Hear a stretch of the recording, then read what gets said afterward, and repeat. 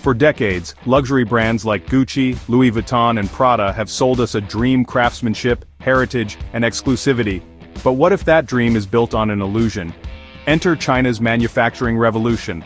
In 2025, a wave of TikTok videos exposed the truth: many European-made luxury goods are actually produced in Chinese factories for a fraction of their retail price. A $6,000 designer bag, it costs just $60, $90 to make. And a Birkin bag, $1,000 in materials and labor, sold for up to $2 million. Here's how the illusion works. Brands exploit a legal loophole. Under WTO rules, a product's origin is determined by its last substantial transformation. So even if 90% of a handbag is made in China, adding a logo in Italy lets them stamp "Made in Italy." Consumers pay for a story, not quality. A Louis Vuitton bag from a Chinese factory isn't materially different from a $100 department store item. The markup? Pure branding. Chinese manufacturers aren't staying silent.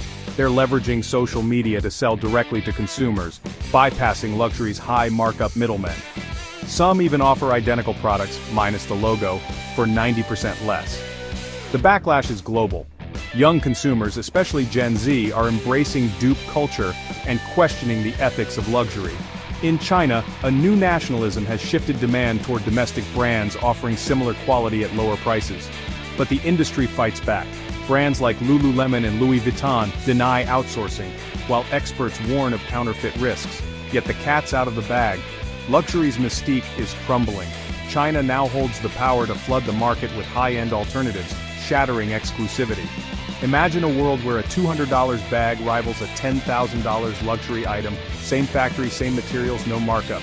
The illusion of luxury isn't just about price, it's about perception. And as transparency grows, consumers are asking, should we pay thousands for a logo or demand real value? The future of luxury is transparent. Rethink luxury. Share this video.